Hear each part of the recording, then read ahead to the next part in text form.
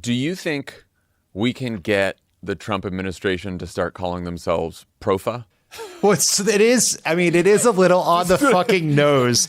This is what I'm saying. It's like the Antifa is short for anti-fascist, and so that really you guys are clearly they're all PROFA. The MAGA supporters are PROFA. Do not call us fascists. Also, our top priority is to take out anti-fascists. Welcome to Pod Save America. I'm Jon Favreau. I'm Dan Pheiffer. On today's show, we're going to talk about what Oregon and Illinois are doing to fight back against the president invading their states with the U.S. military. I'm also going to talk to Governor J.B. Pritzker later in the show about everything he's doing to fight back. We're also going to talk about the fact that they just indicted Letitia James as the next political prosecution for Donald Trump. James Comey was also arraigned this week. We're going to talk about that. We're going to talk about the shutdown, which is in its 10th day as of this recording. We'll see if there's any end in sight to that. There's also a potential peace deal in Gaza. And more importantly, we'll talk about whether that means that Donald Trump will be getting the Nobel Peace Prize, because that's what matters, not actual peace. But let's start with the president of peace's war against Americans. On Wednesday, Trump hosted what the White House called a roundtable on Antifa.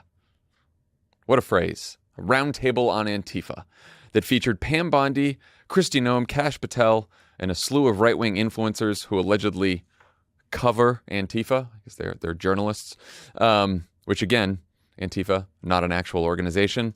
Nonetheless, the participants told stories about being assaulted by black-clad mobs, which then gave Trump and the cabinet an opportunity to push their favorite new conspiracy, that actually Antifa has its tentacles everywhere and that the government will not rest until its imaginary network of funders and supporters is destroyed. Here's a sampling. Just like we did with cartels, we're going to take the same approach, President Trump, with Antifa. Destroy the entire organization from top to bottom. One of the individuals we arrested recently in Portland was the girlfriend of one of the founders of Antifa. This network of Antifa is just as sophisticated as MS-13, as TDA, as ISIS, as Hezbollah, as Hamas, as all of them. We're going to be very threatening to them, far more threatening to them than they ever were with us, and that includes the people that fund them. These are not people that write out their signs in a basement that believe in something. These are paid anarchists. Another group right now that is behind Antifa and working with Antifa very closely, based on the research that we have right now that we're going to give to you and your team, are the Democratic Socialists of America. It's helpful to see all these goobers together because Kristi Noem is definitely the dumbest. Yeah. You know? Like, listening to her talk about, like, they're like, first of all, what... Antifa's like ISIS. It's Hezbollah, it's like Trendy Aragua, and Al Qaeda. The girlfriend of the founder of Antifa. There is no founder of Antifa. This is like having a roundtable about fascists. We're just like, how are we going to go get the fascists? I guess we have a roundtable about fascists Mondays and Thursdays. That was a roundtable by fascists. Right? So it's two different things. Yes, but that is, it's like, it's not an organization. It's an ideology. It's not even that. It's barely an ideology. It's loosely an ideology. Yeah, it's anti-fascist, but it's a more people who are like more militant. That's basically what it is. Sort of like, I guess, but it's really primarily a creation of right-wing media, right? Like, this is the dumbest, but also most dangerous event held in the White House in a very long time. As is everything. Because these people, you just have to, like, I watched the coverage of this. I watched it in real time, which I'd like to thank you for by alerting me that it was on. So I decided to do that. And, can't miss the Antifa roundtable. You know, you really can't. Then I watched some of the coverage afterwards. Then I read some of the stories about it. And I feel like everyone is losing their mind. Like, this is, like, patently ridiculous. It's absurd. I'm not saying the press coverage treated it seriously. It did not. But it did not treat it unseriously enough, because you just have to step back sometimes to, like, describe what this is, right? Which is the president got together his top advisors with a group of third-tier right-wing influencers to talk about how to use America's massive post 9/11 counterterrorism apparatus to take down a group they made up? It doesn't exist.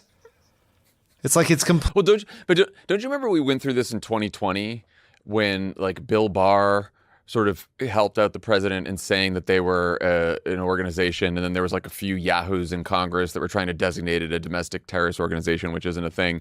And then Christopher Wray, the FBI director, was like, no, it's not an organization. It's more like a loosely affiliated groups with different ideologies and decentralized here in the United States and all over the world. I mean, they're just creating a threat to justify oppression of people they disagree with. And they're trying to do it so they can say, see, you know, the mention of the DSA or the Democratic Socialists, right? It's like, oh, you're DSA? Actually, you're Antifa. Yeah, see, and so this now is they're going the to blur thing. the line between that. And then they're going to say, for Democrats, oh, you say you're a Democrat, but I think you're just Antifa. Like during fucking Pam Bondi's hearing earlier this week when she said that Senator Hirono had been outside protesting with a group that had a couple Antifa next to it. Yeah. Like, I don't even know what that means. If you are so she's like, are you Antifa, Yeah. Senator Hirono? Yes.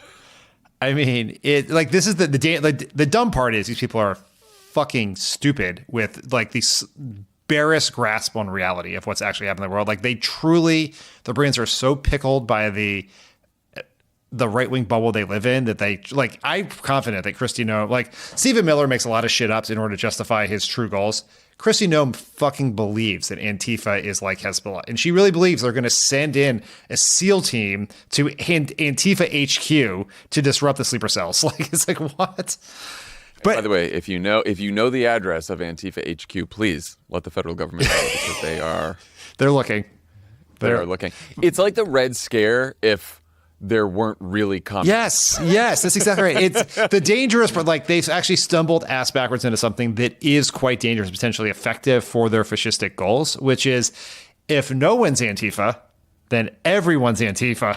And so it's just that we don't like. Exactly. So it's just like you can make, because it's like if you're going after a real organization, there is like evidence as to whether this person is a part of that organization, right? Like, are they a part of this mob family or this drug cartel? Like, you have to present evidence that.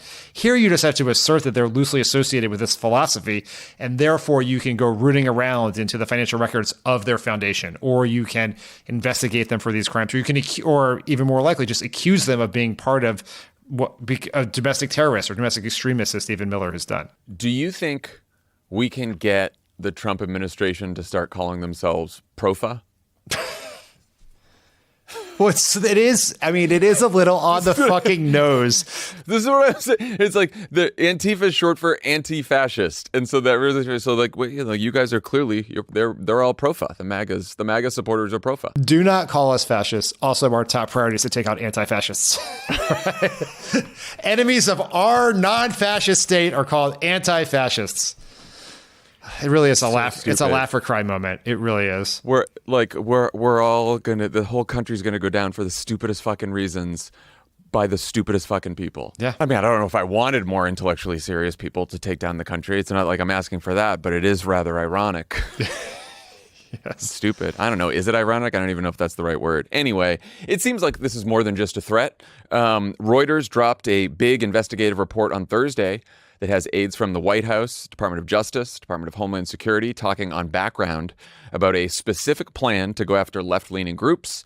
They had a list of 9 groups that they shared with Reuters. Potential targets include George Soros and his Open Society Foundation, as we've mentioned before. Also Act Blue, Indivisible, and Jewish Voice for Peace. And I'll quote from the article here.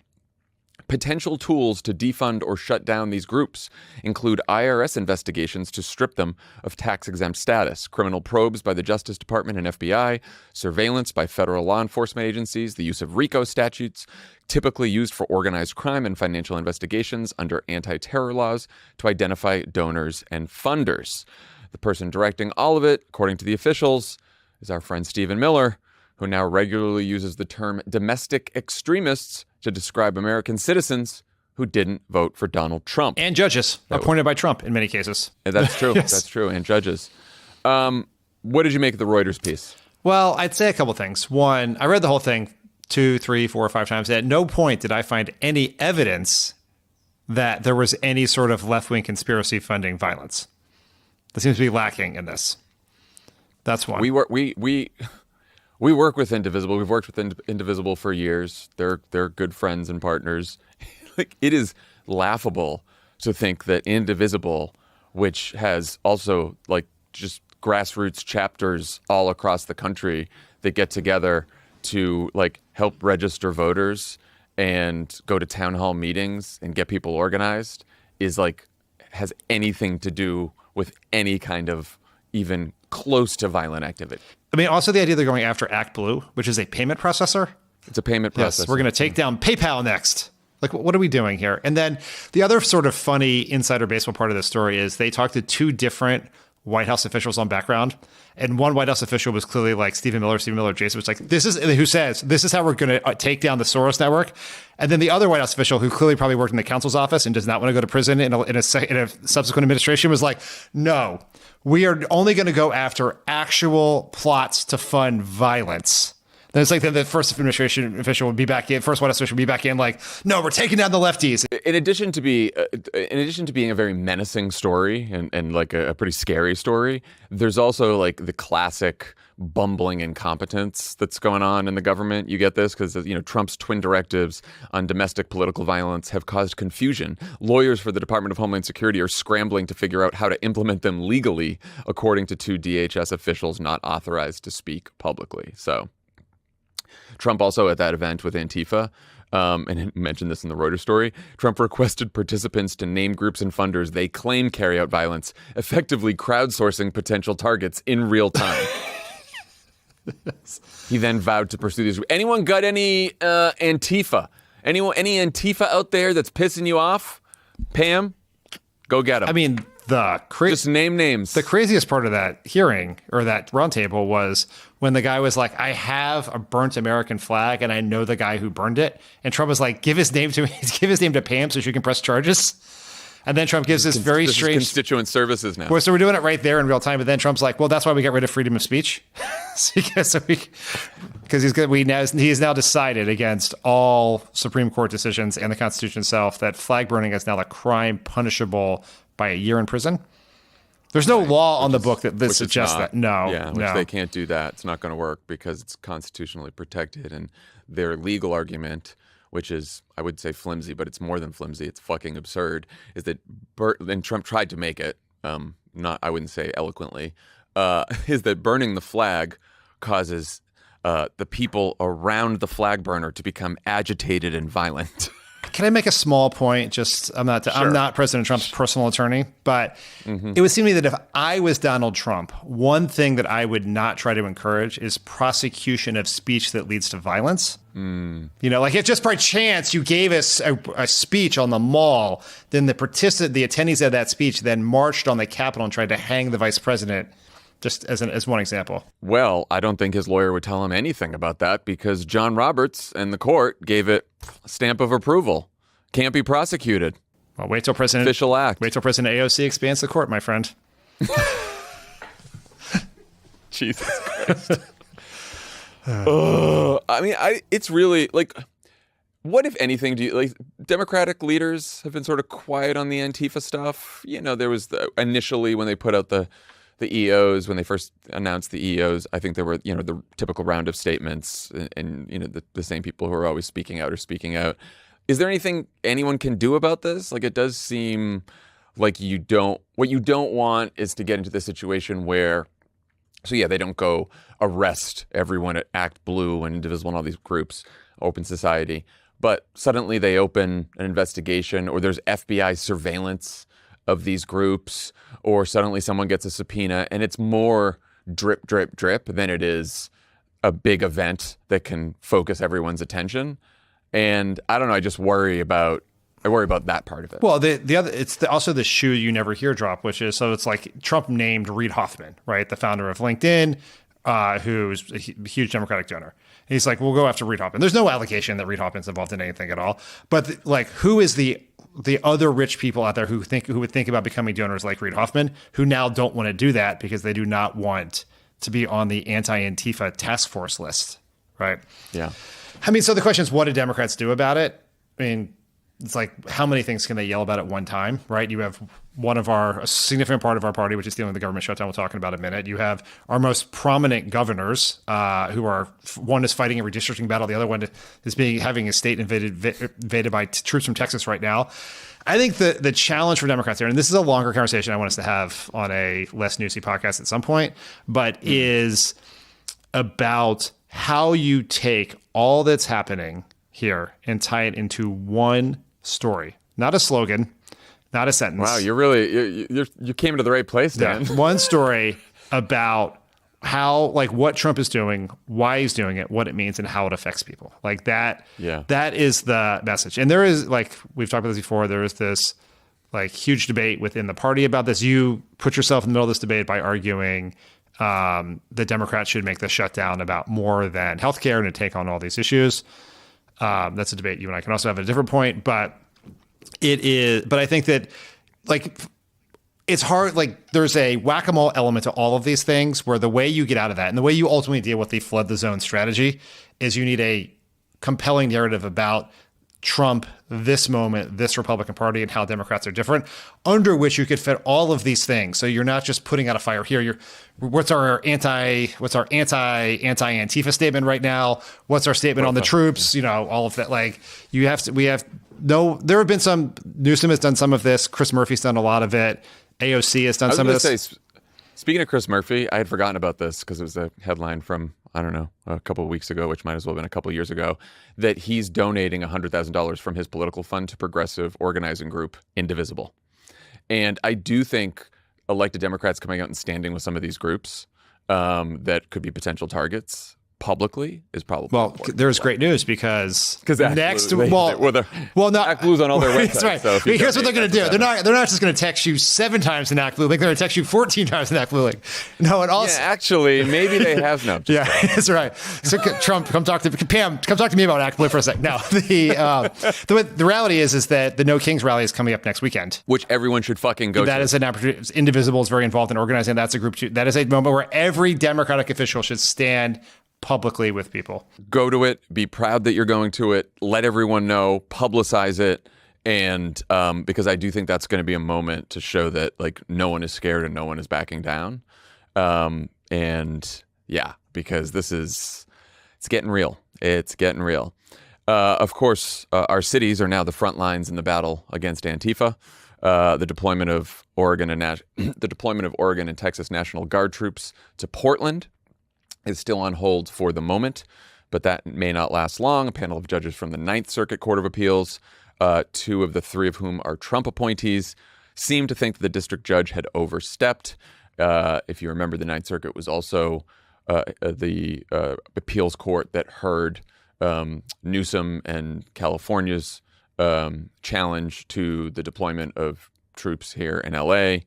And they basically said that the case hasn't been fully decided yet, but they let the deployment continue because the judges decided in the Ninth Circuit it is likely that the government, the federal government, would win the case because it was within President Trump's statutory authority to do so, to deploy those troops.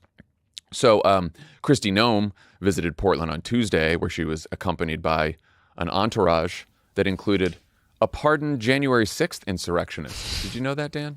That was she had a jacket on that said staff on the back. That's who she took with her to Portland to, I guess, monitor Antifa, which they did from a roof. They stood on the roof of an ICE facility to watch the Antifa mob from a safe distance.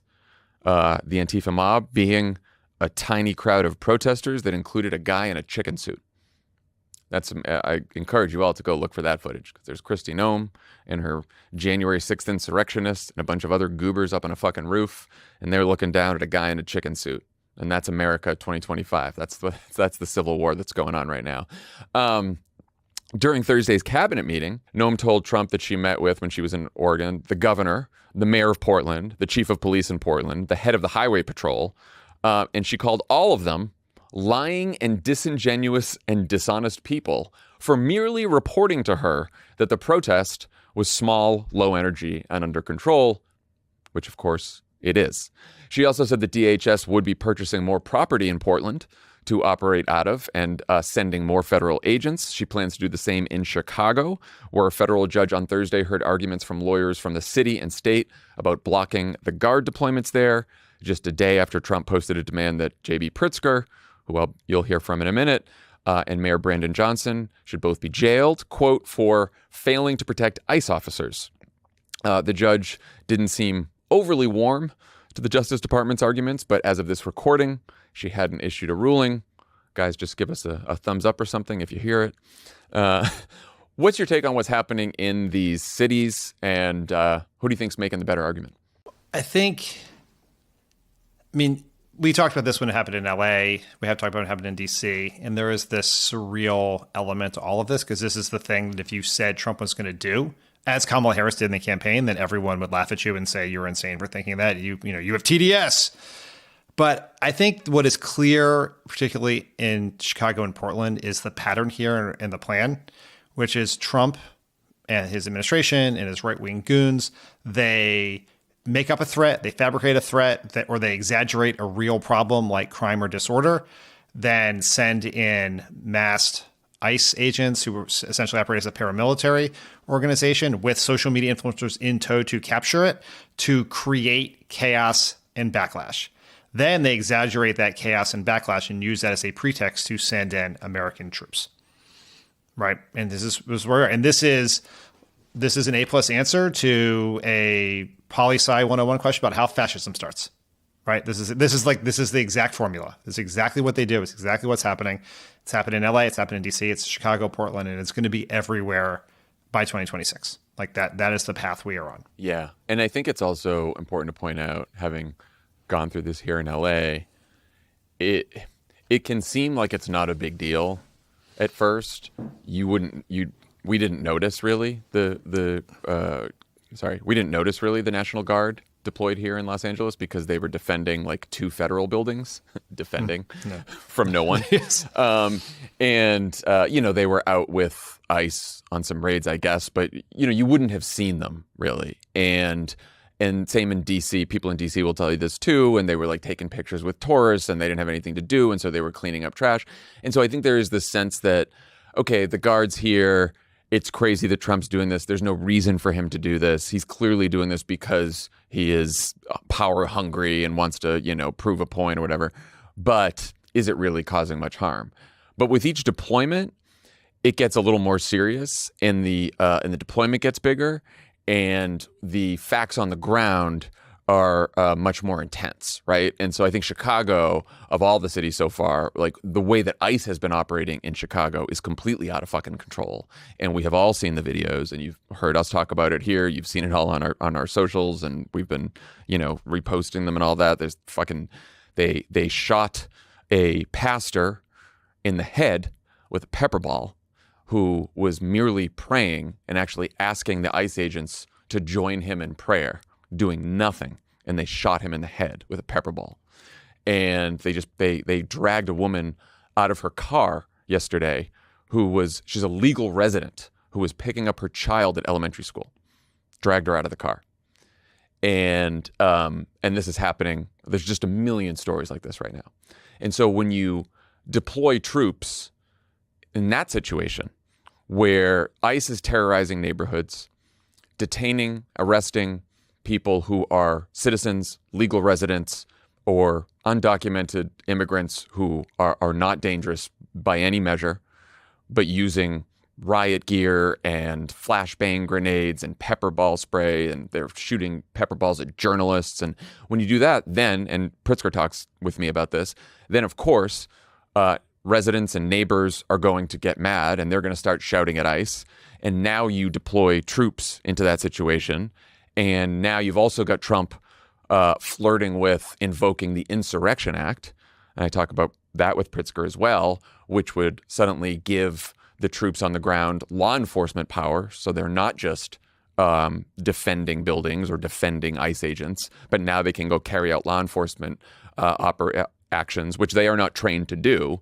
Now you've got a really explosive situation. And it does. In that case, it doesn't have to be the National Guard anymore, right?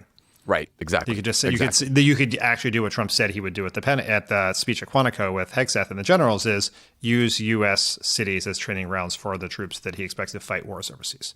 This is how you get the Navy SEALs kicking on the doors of Antifa HQ. Right, Yeah. right. Antifa HQ, right, which is, again, let us know where it is.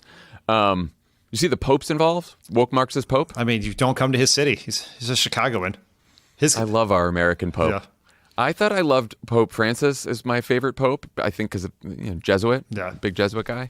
But our American Pope from Chicago, who is now, and I guess he's pushing the bishops to make like a really clear moral statement on this, on what's happening in the United States around immigration, because he wants like unity, and so he wants all the bishops on the same page, which I think is a good move. But he is apparently, he had some advocates and activists, immigration activists, visit him, I believe, from Texas, and was quite moved by some of these stories, and like emotionally moved. And I think that it's good to see that the Pope is getting involved in this. It's crazy that the Pope has to get involved in this, but it's good to see it. All right, so Austin just sent us this story. From Axios, President Trump is temporarily barred from sending the National Guard to Illinois to aid his immigration crackdown after a federal judge in part granted the state a temporary restraining order against the deployment. That's exciting. That's not how I thought that was going to go. I don't know what appeals court is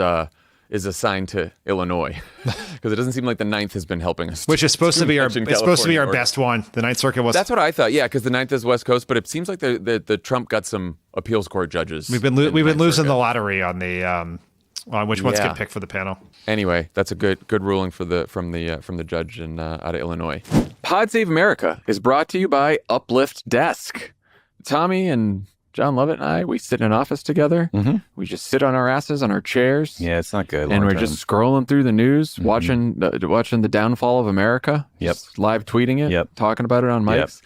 And lo and behold, we all get Uplift Desks.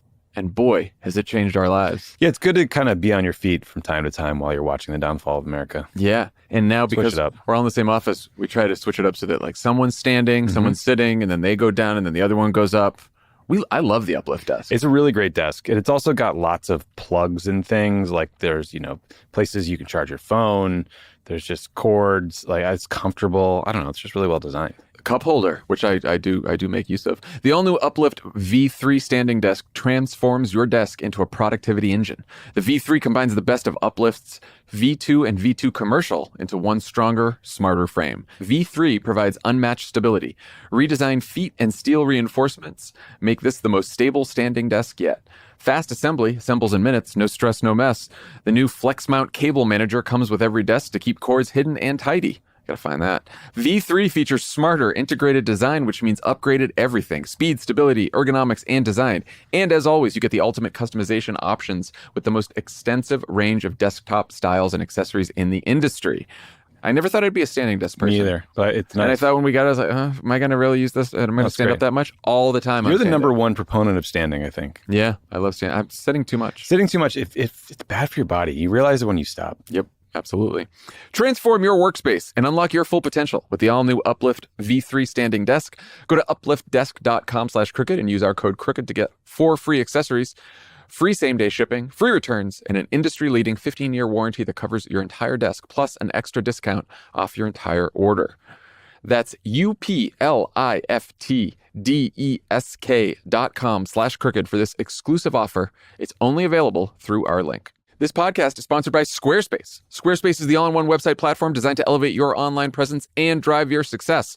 Squarespace provides all the tools you need to promote and get paid for your services in one platform. Create a professional website to showcase your offerings and attract clients. Whether you offer consultations, events, or other experiences, Squarespace can help you grow your business. Squarespace offers a complete library of professionally designed and award-winning website templates with options for every use and category. No matter where you start, your website is flexible to what you need with intuitive drag-and-drop editing, beautiful styling options, unrivaled visual design effects, on-brand AI content, and more ways to list what you offer. No experience required. Every dream needs a domain. That's what I always say. Squarespace Domains makes it easy to find the best name for your business at one fair, all-inclusive price. No hidden fees or add-ons required.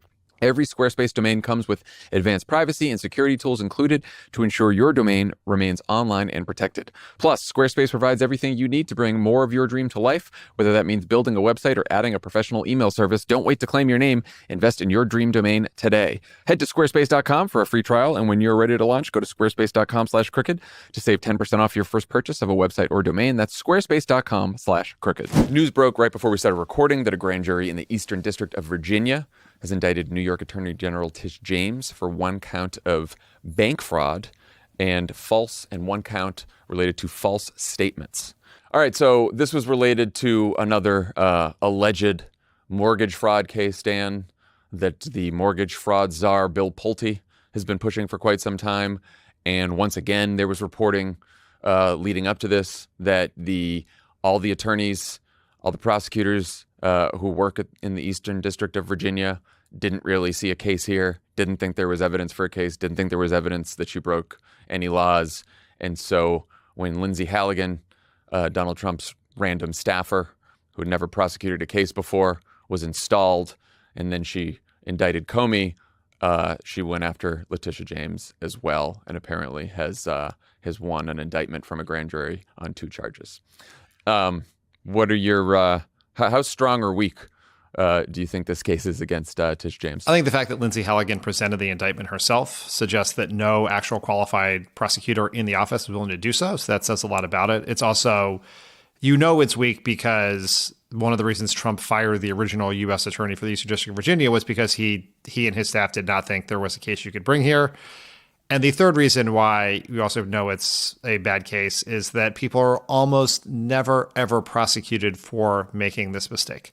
It is almost always handled civilly. The only time it's ever done criminally is if it is seemed to be part of a pattern where someone has done it many times, or it's or it's like an obvious move where they like use a fake name or a fake or disguise or something like that. Like this is something happens all the time. We know it happens all the time. It happens to a lot of people in the Trump administration because of the ProPublica reporting that looked at it.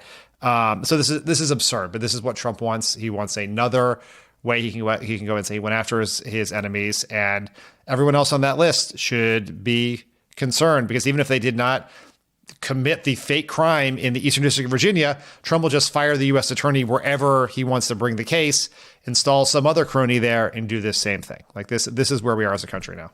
This one seems even worse when you look into it, because it's saying that she allegedly tried to declare somewhere her primary residence that wasn't, so she could, get a more favorable loan.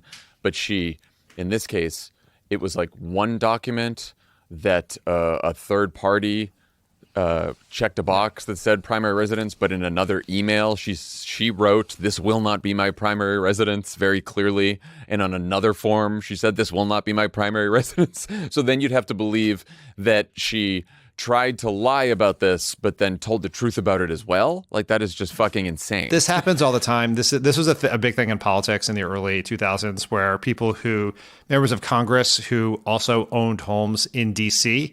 would often check a box that said they wanted to claim the homestead exemption, and then people would get hammered in their districts for claiming that they live in D.C. But it's because the people who prepare the papers just fill it out that way, and then everyone just signs it, right, without actually looking at it. This is exactly what happened in this case. There was reporting in the Washington Post that the house was, I believe, this residence was bought for her niece.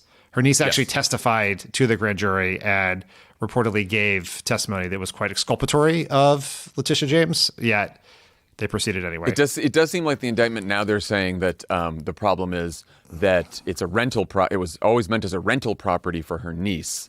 And so she shouldn't have even said it was her second home, her second property. Because then it's an investment property, which is a different thing. But this stuff happens all the time. These are not crimes. They are problems that have to get addressed, and they are addressed with the bank. They are addressed civilly. This is not how it happens. This is just... And it always drives me nuts even going into the details of the case, because it's so fucking, it's a political prosecution. Yeah. That career attorneys from Republicans and Democrats, appointed by Republicans and Democrats over the years, all said, no, this is crazy too. And then fucking Lindsay Halligan comes in after Donald Trump said to Pam Bondi, what's taken so long? Go prosecute my enemies. And they did. And you don't have to be a fucking genius to figure that out. You don't need a law degree. Tish Letitia James is in good company. Former FBI Director James Comey, who was indicted 2 weeks ago, was arraigned in federal court in Alexandria on Wednesday morning. He pleaded not guilty, and his lawyers indicated that they will seek to have the case thrown out on the grounds that the prosecution is vindictive and selective. It is, of course, both. Apparently, Lindsay Halligan in this one brought in a prosecutor from North Carolina to help her with the case because they couldn't find anyone in the Eastern District who would do it. I don't know if the jurors will even know about that or the judge will, but it doesn't bode well for their case, I think. Yeah, you're right. I have no idea if that's something that a jury will ever know about, but it will. It just says how weak the case is, right? Like there was plenty of ambitious Republican career prosecutors, right, who have eyes on bigger jobs, who, if there was a real case here they would prosecute it. The problem is there is no real case, and they care about their reputation and their ethics, and so they're not going to do it. Wall Street Journal had an amazing report on Wednesday that the the famous Truth Social post that Trump addressed to Pam, which said, delays in charging Comey were killing our reputation and credibility, was in fact meant to be a DM. I feel vindicated. Me too. Yes. Although this is what happened. We were just hanging out with the neighbors. All the kids were there. One of my neighbors is Tommy, and I saw the news break, and I was like, oh my God! I think this was supposed to be a DM. And he's like, no, there's no way that was a DM. Trump. He would just say Pam in a Truth Social post, and I was like, you know what? You're right. That's crazy to think that. So I did give up pretty soon. I mean, like anything is possible with Trump, but it's just, I know caring about the information security habits of high government officials is like very 2016, but it is fucking bananas that Trump communicates with his cabinet through direct messaging on his janky social media site. I'm surprised. He might as well BCC every foreign intelligence agency in the world. Like, think how many other DMs there are. Do you think this is just the first time he decided to DM someone was about a political prosecution? He's just like, I got to communicate about this Watergate level crime and abuse of power. Why don't I do it by DM? I'll do my first DM. No, he must be DMing people all the time, which we know he was DMing people on Twitter because that was a part of the Jack Smith investigation, was subpoenaing his DMs. It's funny, though, that you went to the OPSEC thing, because my first reaction was there's not a lot that can shock me about Donald Trump, but the fact that he knows how to use the direct message function on his platform. He doesn't, obviously. Yes. I mean, not well, but at least he knows. I mean, that's the one thing you can't do is do it publicly. Also, it's like, why isn't he texting Pam Bondi? Why isn't he calling Pam Bondi? He has an entire military unit whose job it is to connect him on the phone with people, no matter where he is. Yes. What? I don't understand. It is the classic Stringer Bell, don't take notes on a motherfucking criminal conspiracy, that he wrote this down and then sent it out publicly by accident. The report has officials saying that Trump was, quote, surprised to learn it was public. I bet he was. And notes that, quote, Bondi grew upset and called White House aides and Trump, who then agreed to send a second post praising Bondi as doing a great job. See, that's what I knew it was a DM, was when he sent the second post. That was that seemed definitely like, oh, I got to clean up here. Also notable that the Attorney General of the United States did not seem upset that the president accidentally, publicly directed her to prosecute his enemies, but that he didn't seem to think she was doing a great job. Yes, yeah, she knows what her job is. Yes. In the post. And so what she really wanted was a follow-up that said, great job, not the president deciding not to direct her to prosecute his political enemies. I want you to think about how this would have played out differently if he had written a memo or an email to Pam Bondi, or an email from Susie Wiles or Stephen Miller to Pam Bondi that said almost that exact same thing, and then the New York Times had gotten a hold of it. These days, I don't know. Who knows? I think it would have been, like, at least in the traditional media world, it would have been 10x this story. Just think about the original Perfect Phone Call to Ukraine was, right, because like Trump was doing crimes all the time, but when they got wind of a secret phone call through, then they reacted that way. Attorney General Loretta Lynch, under the Obama administration, was sitting on a plane in the tarmac while the Hillary Clinton email investigation was going on, and Bill Clinton was on a plane next to her, got off the plane, went onto her plane, said hello, walked off the plane, and it was such a scandal that everyone was calling for her to recuse herself from the whole investigation. So, yes, and then it's a couple important points here. One is Bill Clinton, not president at the time. Very important. Like, no influence at all on what was happening. Second, that really is butterfly effect to where we are right now, because that leads to her recusing herself. It leads to Jim Comey sending the insane memo announcing the investigation of Hillary Clinton, which leads to Donald Trump getting elected, which then leads to Jim Comey ending up in a court this week. Wow. Yeah. Someone should just do a documentary just on that. If you know someone who owns a media company, you should talk to him. I guess we just did it. Yeah, There's nothing else. that's right. But the fact that was, oh my God, Yeah. it's insane. Yeah. It's insane. All right, let's get to the government shutdown, which will be in its 10th day by the time you're hearing this. On Thursday, the Senate voted again on two different versions of a funding bill. Neither of them passed. Democrats are clearly beginning to feel they've got the upper hand because they have a simple message. Republicans won't budge on gutting your health care. Republicans are more all over the place. They're going to fire federal workers. No, they aren't. They're going to deny back pay to furloughed workers. Maybe not. Trump is talking to Democrats about cutting a deal on health care. No, he isn't. Even on Thursday in that cabinet meeting, Trump tried to say that Republicans were the ones trying to save health care, and also tried his tough guy approach once again. Take a listen. We'll be making cuts that will be permanent, and we're only going to cut Democrat programs. I hate to tell you, I guess that makes sense, but we're only cutting Democrat programs. They wanted to do this, so we'll give them a little taste of their own medicine. At least one prominent Republican is getting frustrated by this lack of a clear plan. Here's Marjorie Taylor Greene on CNN on Thursday morning. So you're putting the blame on the leadership of your party? Absolutely. We control the House. We control the Senate. We have the White House. When it comes to hearing from senior citizens or my own friends and neighbors and my own family members and people that voted for me, and they're just saying, Marjorie, we just really want somebody to do something about health insurance premiums. I don't think it's good advice that a government shutdown is going to help Republicans in the midterms. I don't agree with that. I also don't think it's good advice that Republicans ignoring the health insurance crisis is going to be good for midterms. I actually think that would be very bad for midterms. Yeah, and on that note, are you concerned about the cost of living? Very. That the President Trump said he would lower? The inflation crushed people in the past 4.5 years, and the costs have not come down. What is Marjorie Taylor Greene? Welcome to the resistance. It's like, what is happening? It's like that was like what a world. That was an out of body experience. From Jewish space lasers to that. Yeah, I mean, she was used to run around the hall screaming at Sandy Hook victims, and now she is. Someone tweeted, "It's just wild seeing her like sitting on a CNN set like this." It's like an animal who like learned to use a knife and a fork.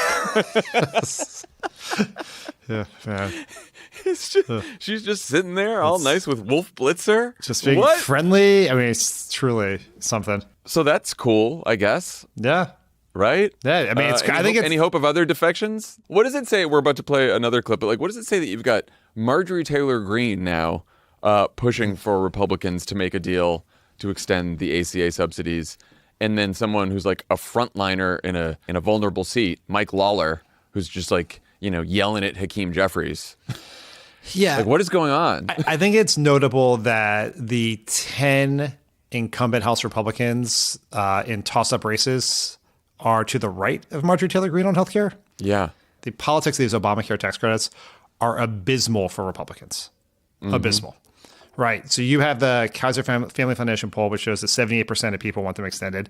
That includes, and this is like a truly stunning number, 57% of self-identified MAGA supporters want them extended. 57%. And it's pretty interesting as to why.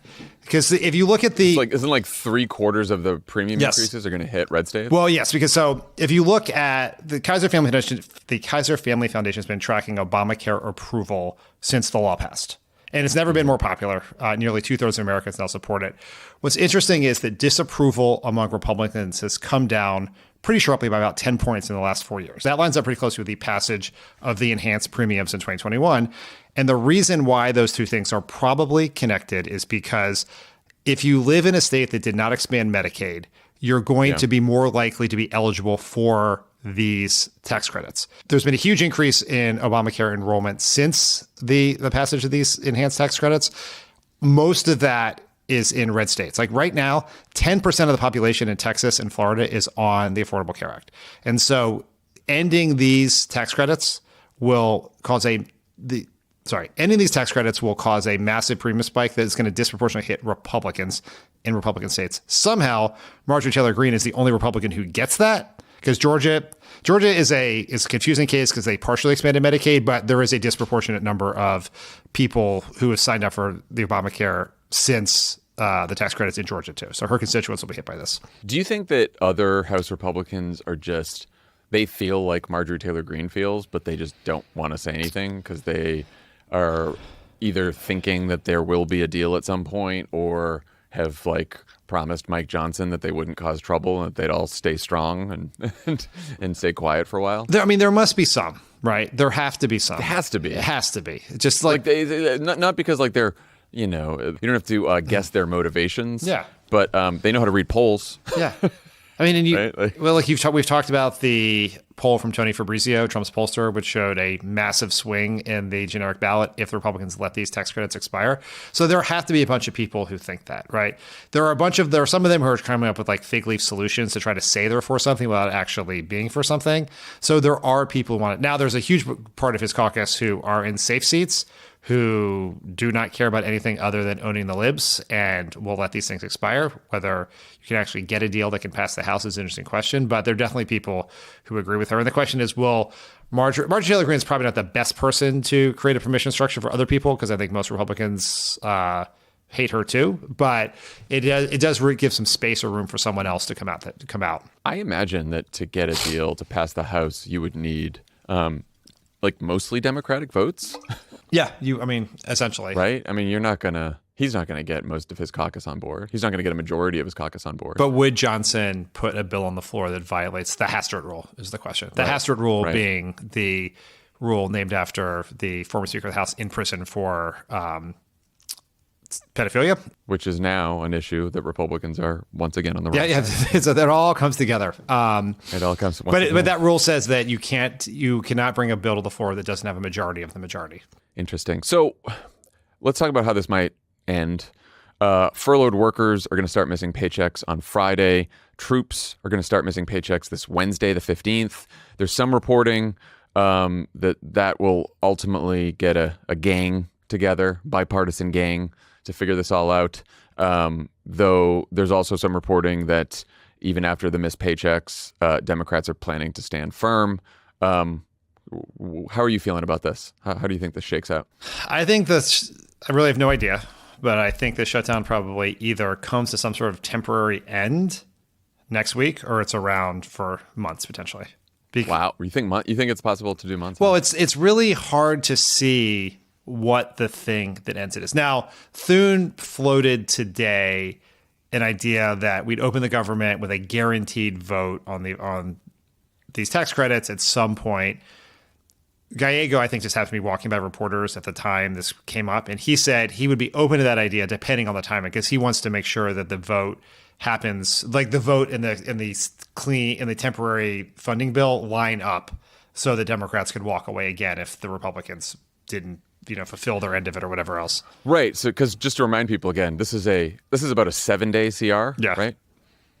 Yeah. that we're fighting over. So you could say, I was wondering, apparently Gallego had said this before, something like this before, and there have been no takers. But it does seem like a way for everyone to save face, where Republicans can say, okay, well, we didn't negotiate while the government was closed, and we just said we'd work with them and promise a vote, and then they do the vote.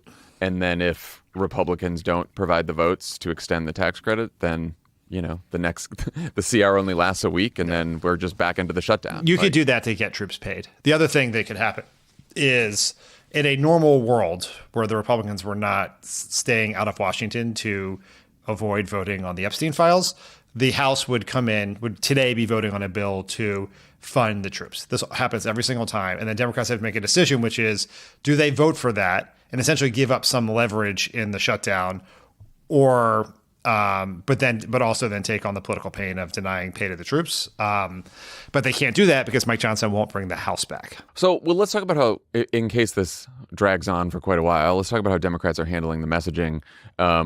There have been plenty of standard videos and press conferences of varying quality, but we should note that they are getting quite a bit of views, quite a bit of traction on social media.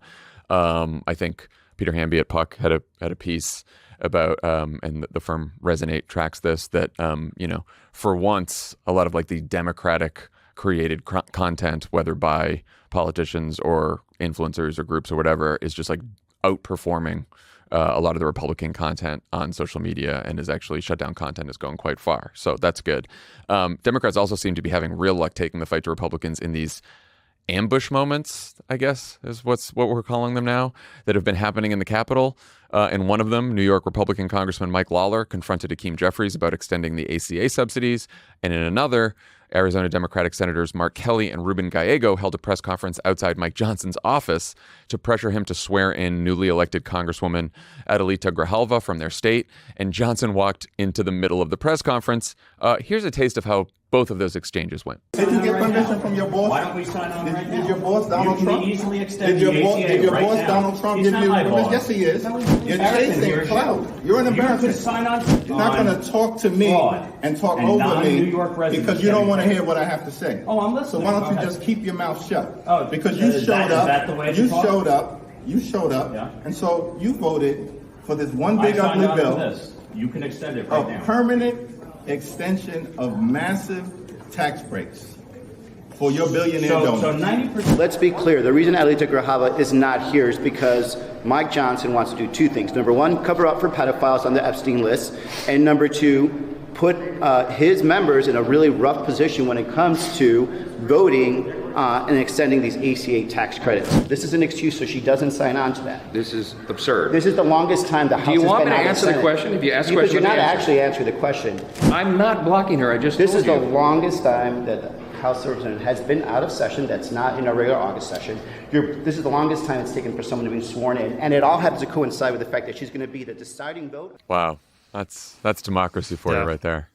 What do you what do you think? What do you think of how all the messaging is going right now? I think that we should give Democrats credit here because they have done better than at any point since, and in a couple of years now, actually, at actually communicating the message, thinking about how to get their message out, playing the games of the attention economy.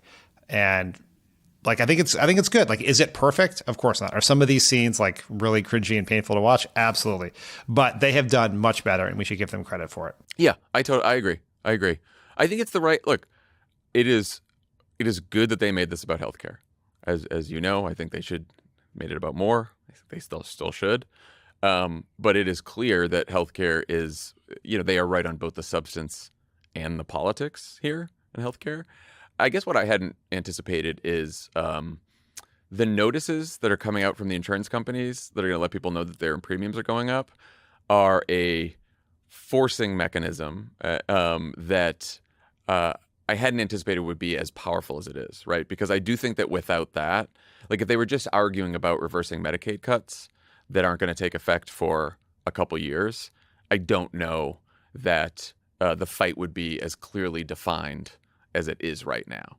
I think what's making Republicans nervous is those notices as well too, because this is something they're going to have to deal with very soon, and so it's more of a cliff than another fight over healthcare might have been. Yeah, they were right to make this the fight to pick, I think. I mean, there's a world where possibly they could have stitched together the larger argument you wanted people to make, but I don't think in this political environment with this caucus, in this media environment, they could have pulled that off. And there's real advantage in having something simple. I actually wish they would ditch all the talk about the big ugly bill, the Medicaid cuts, and focus only on this.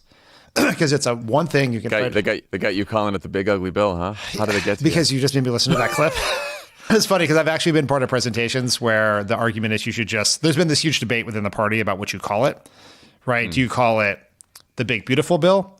Do you call it the big ugly bill? Do you call it the Republican budget plan or whatever else? And then one of the real arguments is you just use the same language that they use so that you're fighting on the same territory and voters know you're talking about the same thing. And so I've been an advocate for using the big beautiful bill.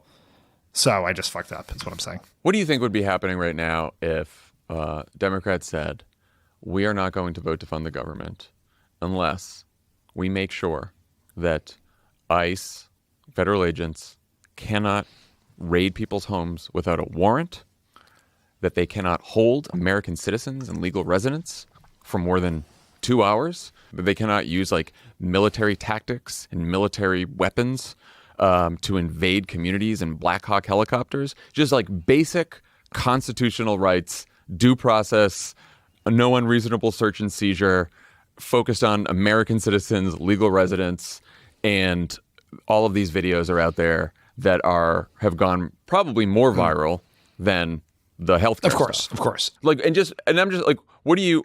Because I genuinely don't know, but like, what do you think would happen?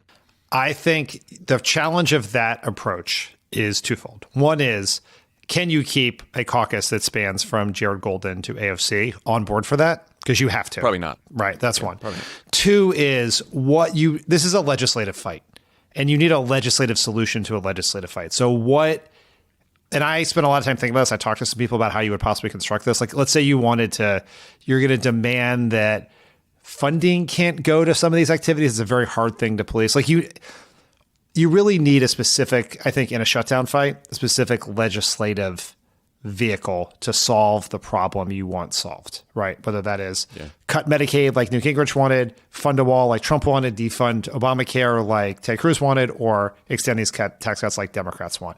And absent that, I mean, you could just say ICE loses the extra funding it got in Trump's budget bill. I think that's a fight you're not going to win, and unfortunately, and so you're going to have two choices: the government stays closed forever, which eventually will blow back on Democrats, I imagine, or you're going to reopen the government by having gotten nothing. Here's my other question.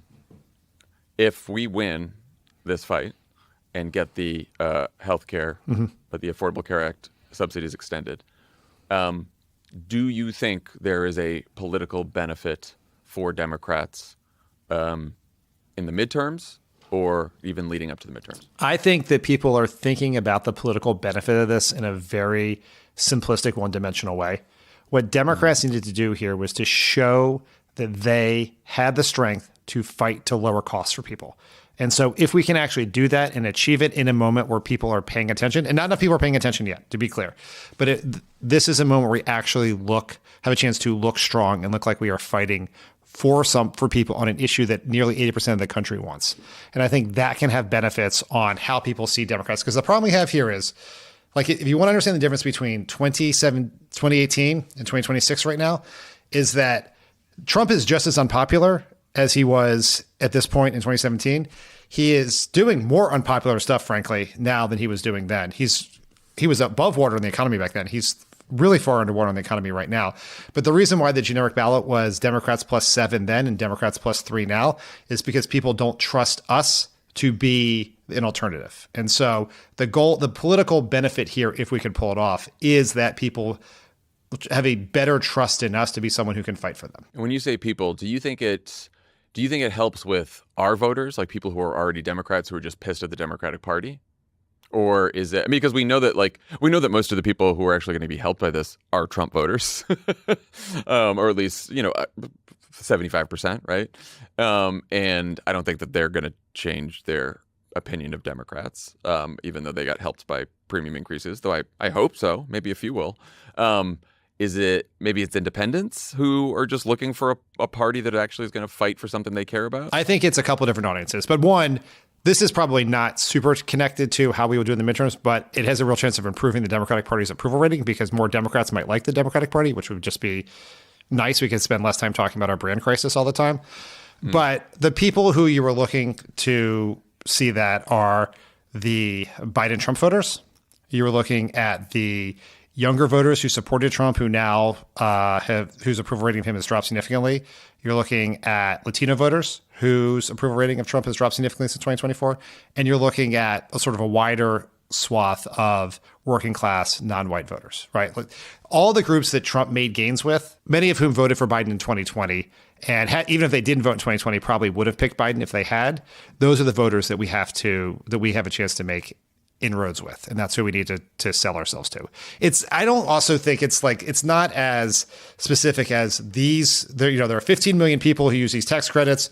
7 million of them are Democrats and 8 million are Republicans, or 5 million are Democrats, and we're going to get those 5 million. No, I think it's more people are seeing us fight for something. And healthcare premiums are so confusing anyway that just being seen as the people fighting to lower them and Republicans being either opposing lowering them or being dragged to lowering them is helpful to us. Do you think we'll be able to run on this in the midterms? I think we will be able to. I think we will have to run on a lot of things. One of those things is the people who can actually address inflation and high prices, and this is a data point in that case. I don't think it's that we fought for it. We did something. We did it, or we fought for it, and either we did it or they jacked your premiums up. Those are the two options here. And it's like a data point in that larger argument. Do I think what happens in October of 2025 is going to be top of mind in November of 2026? Probably not. Although I will say it was much earlier in the year when Trump tried to repeal the ACA in 2017.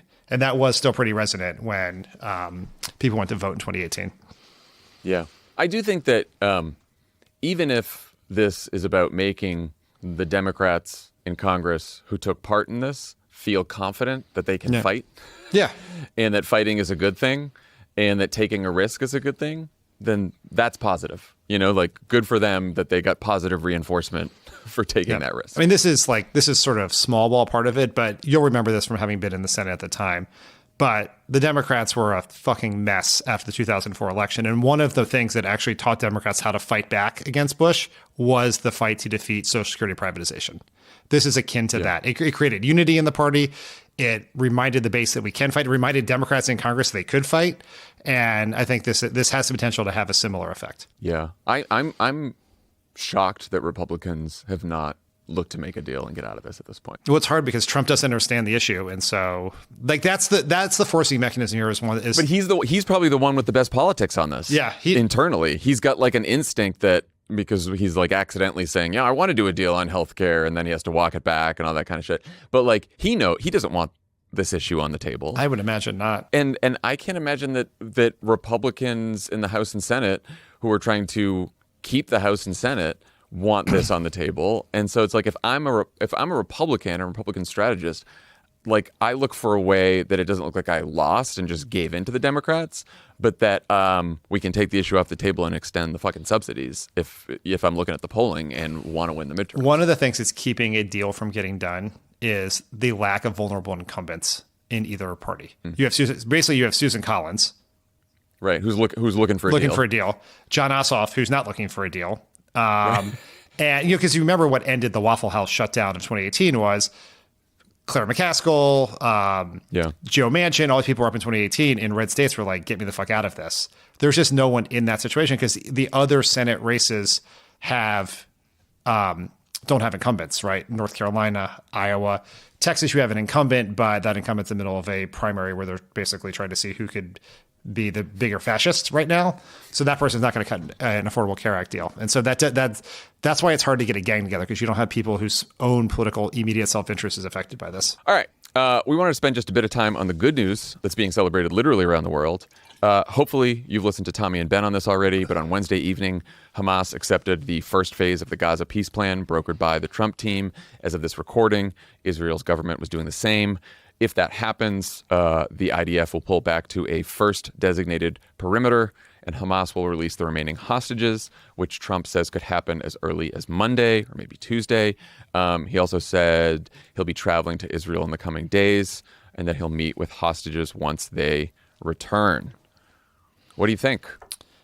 How about this? I think, as you mentioned, there's a lot further to do here, right? This is just the beginning of a process. But if this means that the hostages are released, if it means that Palestinian political prisoners are released, if it means that the genocide pauses, if it means that more aid gets into Gaza, then this is a great thing. And that everyone involved, we should be grateful to people involved who got this done, even if that means Donald Trump. Yeah, it's incredible news. The hostages can come home. And it's also incredible news if it's a pause to all hostilities, right? And that's why I said pause, not stop, because we know there's more. That's the big question because, releasing the hostages, that they don't really have any more leverage anymore. And, you hope that Israel and Bibi Netanyahu keeps their end of the deal here and does not resume hostilities. and you hope that Hamas does not resume hostilities as well, right? And but the idea that you could stop the killing, stop the slaughter, and stop the starvation, and that aid could come back in, because that's part of the deal too, that immediately aid is rushed in with, no limits like it was before, would be huge. It would be huge. This is a smaller thing, maybe a little picky, but how are you feeling about reading all the tributes to not just Trump, but Jared Kushner, Steve Witkoff, the real estate team from New York? Got it done. I'll tell you, John, I read that story about Kushner, where he just talked about how he's a deal guy, and that actually Middle East peace is a lot like doing real estate deals, and that's why he and Witkoff could get it done. And it got about 2/3 of the way through it. I decided to do something fun, which is send it to Tommy and Ben and see how they'd react to it. And then this is what I've been doing, is because it's making me mad.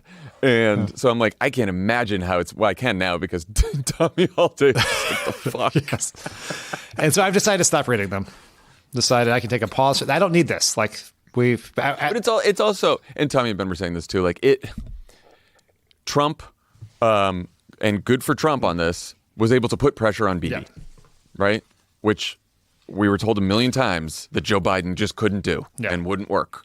All right. And Donald Trump came in and he took too long to put the pressure on Bibi, way too long. And like, how many more people fucking died over the last year because he didn't do what he did now and finally told Bibi, knock it the fuck off, but he did, and it worked. Yeah.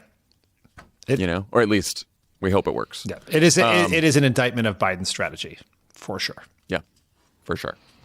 All right, how about the Peace Prize? The Peace Prize, which is they immediately, it's basically all Trump cares about, and it's like, all right, if that's your incentive, and the incentive, which is, typical narcissistic incentive, perverse, but if it leads to a good outcome, who are we to judge? I mean, we can judge.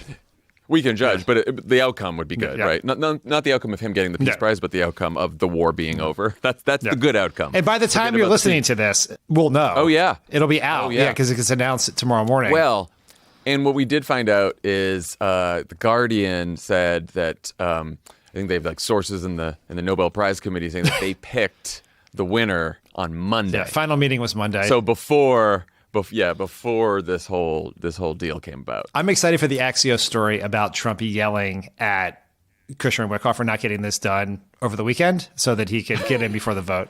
I'm worried for the Norwegians. Yeah, that's right. As you're listening to this, one of two things could be happening. Trump could have the Nobel Peace Prize, or we could be at war with Norway. Those are the two options. Yeah, it's which is, again, deeply ironic that to go to war with a country whose committee did not give you the Peace Prize.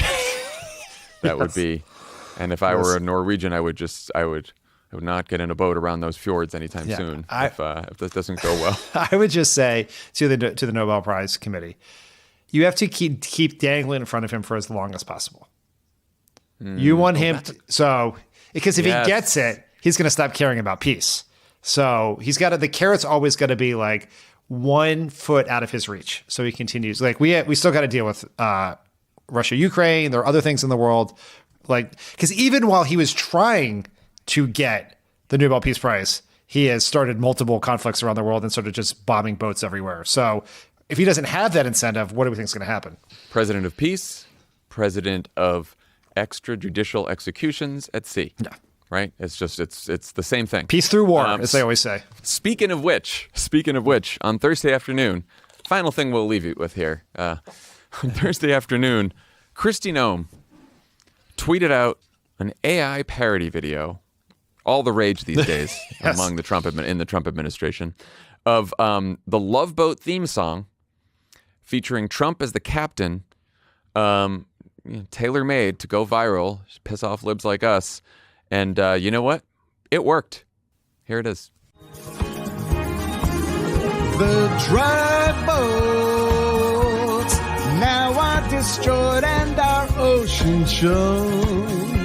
The drug boats perfectly blown into oblivion. Wiping out narco terror President Trump and J.D. Vance.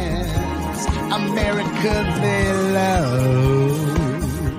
I mean, it's just worth pointing out in this absurd time that is a video of people being killed. Yeah.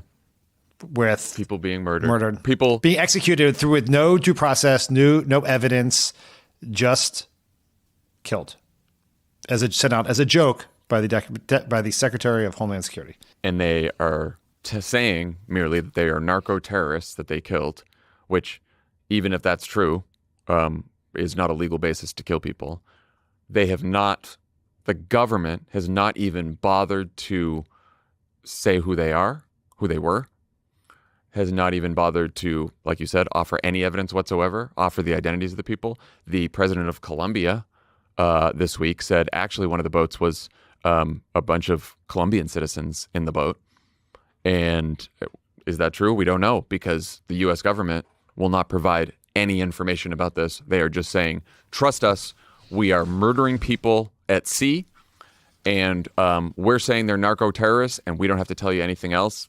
All we have to do is make AI parody videos to the fucking Love Boat, which is a song that is probably on Donald Trump's iPad that he plays in the new Rose Garden Cafe and dance hall or whatever it is. Oh, fuck. What a world. This fucking political system sucks. Yeah. Profiles have been just really, really bad. Yeah. That's all I have to say. But when we come back, you will hear my conversation with Governor J.B. Pritzker, who's wonderful. We love J.B. Pritzker. And we talk about everything that's going on in Chicago. Before we get to that, two quick things. A reminder that we moved CrookedCon, a.k.a. Antifa HQ. That's not funny. That is not funny. That is not funny in any way, shape, or form. No, to a bigger venue. The Ronald Reagan building. Unlikely place for Antifa HQ, right? The place you least expect. It's the Reagan building. We need some lightness. Come on. Bigger venue to accommodate more speakers, more panels, more tickets. Dan and I are just going to do a one-on-one panel just all about the larger story we have to tell. I actually think I am doing a panel. You are doing a panel on that. I am doing a panel on that. Though you and I could do a whole pod on that. If only we had a weekly podcast to talk about it on. I know. We'll have to do it next time. Too much news. There's also the VSA Action Hub. Dan, you haven't had a chance to make a joke about the Action Hub yet. Care to try? No, because I applaud people trying to save our democracy. Okay. All right. No Action Hub for you. Head to crookedcon.com to grab your tickets if you haven't already. Also, Lovett's got this great new limited series going in the Love It or Leave It feed. It's called Bravo America, all about how reality TV explains the world we're living in, including our politics. Seems a little self-serving to me. You're a Bravo guy, right? I am a Bravo guy, yes. Yeah, so you might like this. I don't know any of the people. Well, he's only had one, right? Right. He gave me some other names, and it was Terry Dubrow, husband of Heather Dubrow of Orange County fame. He was also a reality star on his own on the TV show Botched, I think it was called. Just not a show you want to see about plastic surgery gone wrong. Reality stars being interviewed by a reality guest star. That's right. No, he's a reality star. Yeah, briefly. That's true. Yes. That's briefly. That's his joke. It's his own joke from his own show. Yes. The series is full of great interviews and insights. New episodes drop Tuesdays on the Love It or Leave It feed and on YouTube. Pod Save America is brought to you by Armra. Why are elite athletes, business moguls, and high performers using Armor Colostrum? Armor Colostrum is nature's first whole food with over 400 bioactive ingredients working at the cellular level to build lean muscle, accelerate recovery, and fuel performance, all without artificial stimulants or synthetic junk. Whether you're running a business, training hard, or just want an edge, Armra optimizes your body for peak output. Probiotics and other supplements are touted as a gut health solution, but most products on the market are dead before they even reach your gut. Armor Colostrum naturally fortifies your entire gut wall system and optimizes your whole body microbiome, which helps guard against irritants that can trigger digestive issues and compromise your immune system. Research has shown that colostrum also helps to enhance nutrient absorption. Let Armor Colostrum help you reach your goals by promoting lean muscle building and fueling better performance and faster recovery. Colostrum bioactives have also been shown to reactivate hair follicle stem cells and activate collagen production, promoting hair growth and enhancing skin radiance. You know, John, I have a friend who has small kids and he was getting sick all the time. And he started taking Armra colostrum and he said he's like not gotten sick since. Really? Yeah, it's like miraculous for this person. Also, he said taking the Armra is much easier than sucking on an actual cow teat. That's true. Of your health. Well, you do get it right from the source. Well, you get trampled. That's the problem. We've worked out a special offer for our audience. Receive 30% off your first subscription order. Go to armra.com/crooked or enter crooked to get 30% off your first subscription order. That's ARMRA.com/crooked. Pod Save America is brought to you by Article. We love Article. We have Article furniture all over this office. All over this office. Couch. Got some chairs. I think we got some bookcases. Yeah. I have some patio furniture from Article. It's super comfortable. It's good looking. It all seems to match with the other stuff, even though we bought it at different times. It looks good. And yeah, it ships really fast. Article makes it effortless to create a stylish, long-lasting home at an unbeatable price with a curated range of mid-century modern, coastal, and Scandi-inspired pieces. Article products are designed to shine on their own or pair seamlessly with nearly any other Article product. This thoughtful design approach makes it incredibly easy to mix and match, helping you create a space that feels cohesive and stylish. Every item is chosen for its craftsmanship, design, and lasting value. Article carefully curates its collection, selecting only high-quality, meaningful, and enduring pieces. Article offers fast, affordable shipping across the U.S. and Canada with options for professional assembly if you prefer a hands-off experience. Have a question or need help with your design choices? Article's customer care team is available 7 days a week, offering knowledgeable support and even free interior design services to help you get your home just right. With Article's 30-day satisfaction guarantee, you can shop with confidence knowing that if you're not completely in love with your new furniture, you can easily return it. This peace of mind ensures you can invest in your home without hesitation. Article's offering our listeners $50 off your first purchase of $100 or more. To claim, visit article.com/crooked, and the discount will be automatically applied at checkout. That's article.com/crooked for $50 off your first purchase of $100 or more. Governor Pritzker, welcome back to Pod Save America. Great to see you, John. I'm glad to see that you're not in jail, despite the president's best wishes to the contrary.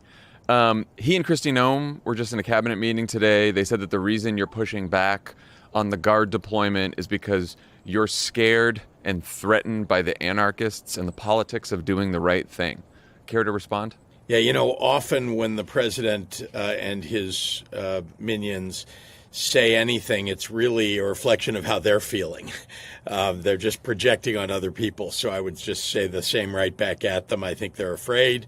And frankly, I don't think they really understand the implications of what they're doing, some of them. And certainly Kristi Noem has absolutely no idea what law enforcement really means, and she's the head of Homeland Security. How does it feel when you see the president of the United States say that you should be in jail? Like, what was your reaction to that? Well, it's never happened to me before. I was going to say, yeah. Oh, it's a new feeling, whatever it is. Look, the thing is, we've heard Donald Trump speak about things he knows nothing about, and often makes crazy assertions. And I mean, over time, I guess we've all become a little bit deafened to the idea that he actually means anything, because from one moment to the other, he says things that he will then change, 5 minutes later. He knows he's lying. So you don't exactly know which one is a lie, which one is a feeling, which one is something he's actually going to act on. So it's, to my mind anyway, all I can say is the rhetoric itself is dangerous. There's no basis upon which to come after me or the mayor of Chicago or Gavin Newsom. I know that he's talked about jailing him, or any other elected officials that I know of that he's mentioned that are just speaking out. And look, he hates everyone on the left. He hates any critic of his.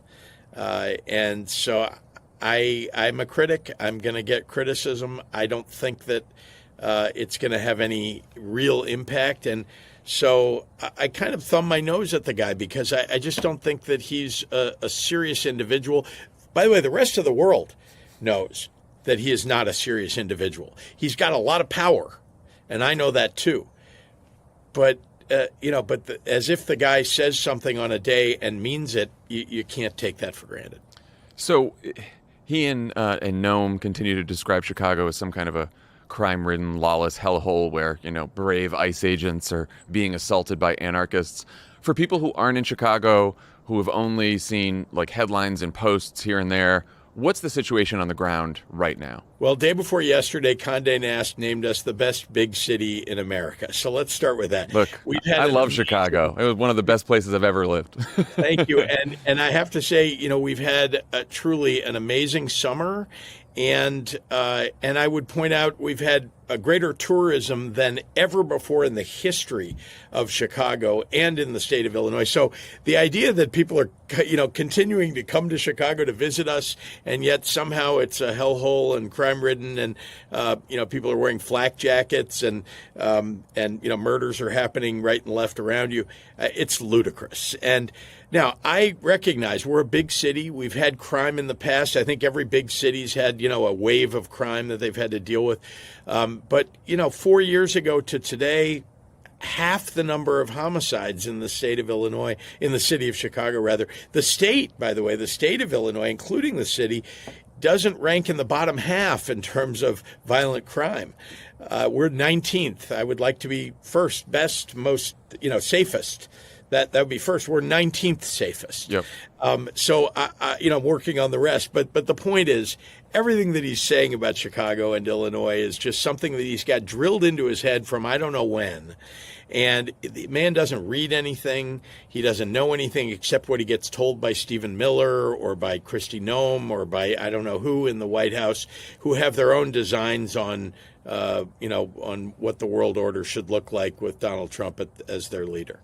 Well, and what is going on in Chicago and outside Chicago seems to be, at least for the last several weeks, if not months, ICE agents sort of terrorizing neighborhoods. It seems like there's been some protests around the Broadview facility outside Chicago, and now 2 blocks. Just so you know, 2 blocks. 2 blocks of people protesting. I'm talking about on the other side of the street from the Broadview facility. 2 blocks of people. That's it. I mean, now I will also tell you that when they try to march up and down the streets, in their uniforms and with their automatic weapons. And when they go into neighborhoods and try to arrest people, people are yelling at them. There are instant protests of just neighbors who are like, what are you doing? Like, this person is my friend. He's lived here for 10 years. Why are you taking him away? People are really upset about this. And so there are kind of instant protests. But this idea that there's some sort of fires or, Antifa with masks on or running around, it's all so completely false, and it's very upsetting to me.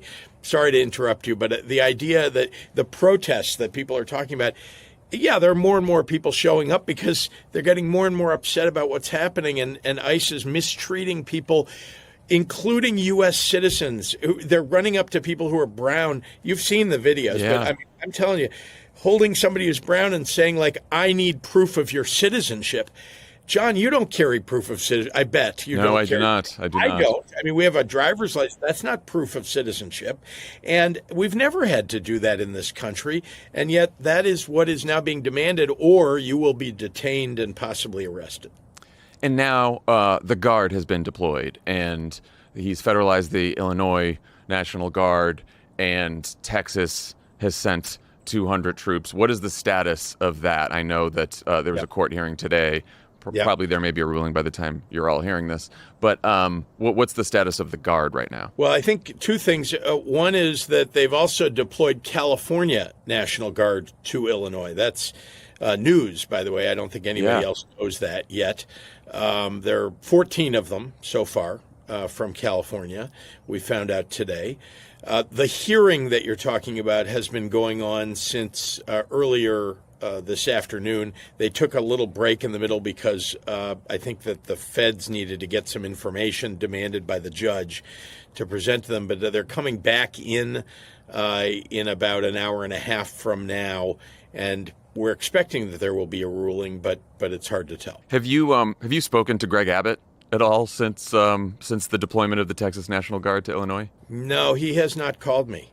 And Greg Abbott, I want to remind you, is the same Greg Abbott who signed a letter last year to President Biden saying, do not federalize our National Guard for the purposes of using them with Space Force, that you should have very limited authority to call our National Guard, the Texas National Guard, into service for the federal government's purposes. And therefore, that's what his view was a year ago when there was a Democratic president. Seems like things have changed a year later. All of a sudden, he thinks it's just fine to federalize his National Guard, to send them to another state, or to have the government, the federal government and the president do whatever they want with them. You said earlier this week that this is all a pretext for Trump to invoke the Insurrection Act. Which, I think he probably has fewer limits legally on that if he invokes the Insurrection Act than even the deployment of the Guard. But how would that look different than what's happening right now? What should people know about that? So, we're going to get into some legal matters that, although I'm an attorney, I would say I mostly play one on TV these days. But I can say this, that the Insurrection Act, let's start with, it's called the Insurrection Act for a reason. Needs to be an insurrection. Yeah, or a foreign invasion. We have an invasion going on in Chicago. It is by federal agents at the moment, and potentially by federal troops, or federalized troops. But the Insurrection Act really can only be invoked in those circumstances. Truly, a foreign invasion, an insurrection, those are basically the circumstances, or something that is truly a national emergency. So he legally can't invoke the Insurrection Act. I know, again, he woke up this morning with a new idea, or yesterday morning. So he's saying it. Meanwhile, we have to rely upon the courts to protect us from a president just saying things and then doing it, even though it's unconstitutional, illegal. How would it look different? Well, to be honest with you, it would look different in the sense that today in court, the federal lawyers are saying that the reason they want to bring in National Guard is to protect the facilities of ICE and the ICE agents. Insurrection. So they're not saying, the federal lawyers are not saying this is about crime, right? Which is what Donald Trump continues to say, despite the fact that the lawyers for the federal government are arguing something completely different.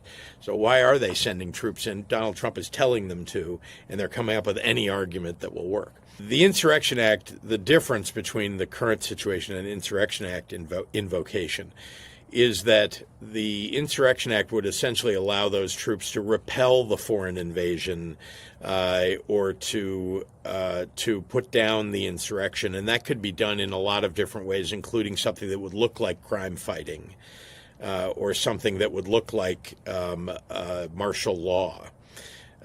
Because it would be war. That's the purpose of an Insurrection Act, right? To put down rebellion or to push back on foreign invasion. So that'd be very different, but it only gets triggered under those very limited circumstances, which don't exist, and they don't exist anywhere in this country, even if you picked the worst, most crime-ridden city, which Chicago is not nearly.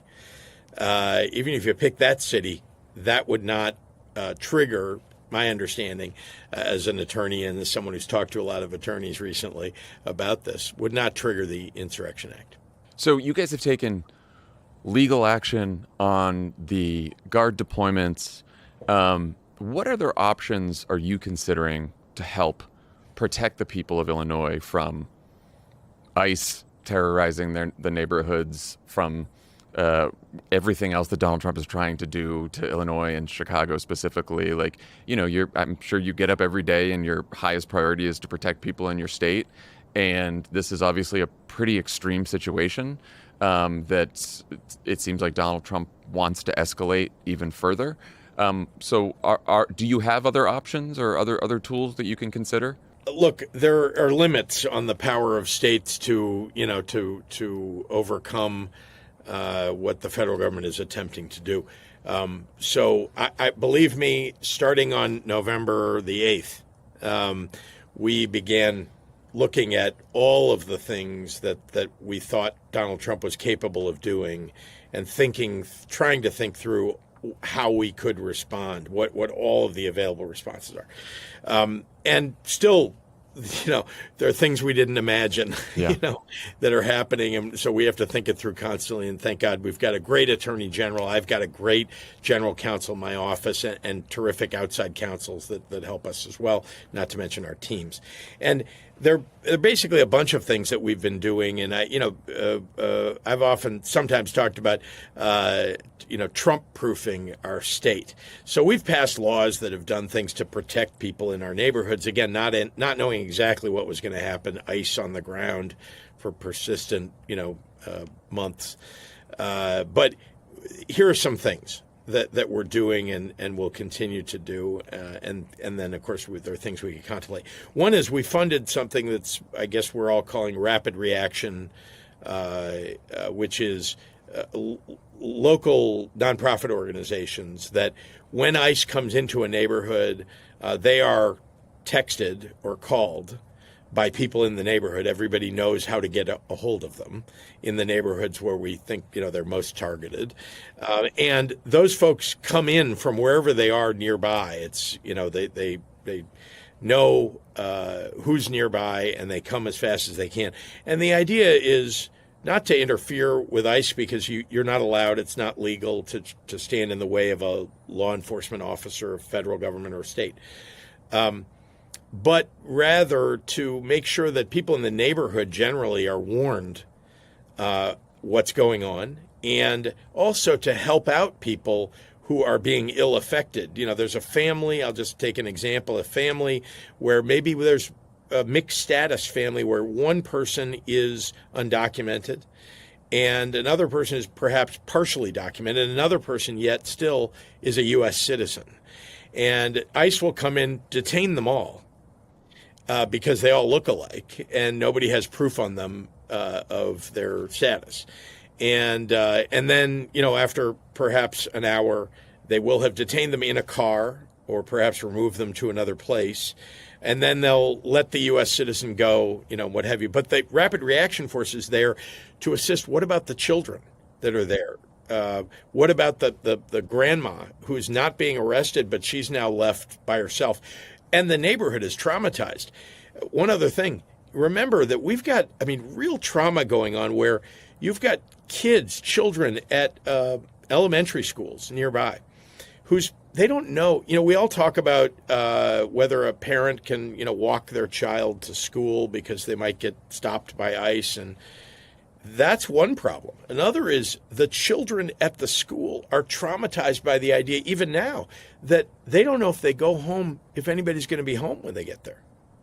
And so this is the world, this is the country, the city that we're living in, the country that we're living in, where that can happen. So Rapid Reaction Force is there to assist people in the neighborhoods. We've got Illinois State Police that are working with local law enforcement in Broadview. That's a separate suburb. It's not Chicago. And it's a very small police department there. We're working with them, and we've brought in the Cook County Sheriff's Office to protect the protesters who, as you've seen in some of the videos, they're getting pelted with, gas pellets, with rubber bullets, even when they're not doing anything wrong. I think everybody now has seen the pastor just standing there praying with his arms wide open and getting pelted. So we're doing things to protect people on the ground as best we can. We've advised ICE that they're doing it wrong, and and explaining that they should be coordinating and talking to us about where they're going, what they're doing, not because we're going to assist them or anything like that, but rather because we want to make sure that there isn't any misunderstanding or isn't any protest that gets out of hand in any particular location. That's what we would like. But they have done no communication with us. Wow. Okay, so you asked me, what are we doing? So the rest of it is people knowing their rights. They're not allowed to break down your door if they do not have a judicial warrant. And they almost never have a judicial warrant. Now, the building, the South Shore building that you're probably well aware of, that was, essentially taken over like a war zone, and under the guise that it was some headquarters of Tren de Aragua. What happened there, I mean, they give us no notice. They gave nobody in the building notice. Okay, they have to go get somebody. They had, as I understand it, they had judicial warrant on perhaps a few, 2, 3 Tren de Aragua members. Instead of going after them, and we all understand police, if you can isolate the apartment or area of a building, they're going to go there and they're going to isolate it and make sure that people are safe who they're not looking at. Instead, they literally went in this building like they were in a Fallujah, and rappelling off of Black Hawk helicopters, they ransacked the entire place. Doors are broken, windows are broken. They kept people, innocent U.S. citizens and people who are documented, they kept them detained for hours, some of them zip-tied, while they went and got the few people that they were going after. And look, I want them to get the bad guys. Please understand. I just like I want our police and the FBI and DEA, I want them to go after gang members, whether they're Tren de Aragua or anything else. But for God's sakes, the innocent people whose lives have been upended, the trauma that the children have gone through, that shouldn't be allowed in this country. And whether they are given immunity by the President of the United States, they are going to be held accountable when there is a change in administration. They are. When there is a Democrat in office, or when the Congress takes over, the Democratic Congress takes over and actually does something, they're going to hold hearings. People are going to be held accountable, and they could be held accountable legally. And it might take a few years, which is not at all satisfying to any of us. But the people who are doing this on the ground need to know that they may feel safe now because the president and Kristi Noem and Tom Homan say it's okay. But trust me, a few years from now, this is going to hurt. I mean, you mentioned Congress. So Democrats in Congress have made the government shut down about health care. They won't vote to fund the government unless Trump and Republicans agree to reverse health care cuts that will lead to huge premium spikes for millions, as well as people losing their health care. I think this is a worthy fight, both on the substance. I think it's going to help people if they win, and I think it's good politically. I also think that they should be saying they won't fund the government unless Trump and Republicans agree to some basic restrictions on ICE. And, a federal judge in Illinois, just before we started talking, just imposed temporary restrictions that, prevent ICE from using force or arresting journalists or nonviolent protesters, or unless there's probable cause they've committed a crime. They also prevent ICE from using riot control weapons and throwing people to the ground unless there's an imminent risk of public safety. Do you think the Democrats in Congress should be demanding reforms like these around ICE? We could name a few more as a condition for funding the government. Look, I think we should be demanding those things, but I also think that you've got to have some strategy about getting to the end of a shutdown. And so getting real results so that you can get to the end of a shutdown. And I believe strongly that what you just described is something that I've talked about with some senators and congressmen before the shutdown took place. What should the strategy be? What should you be going after?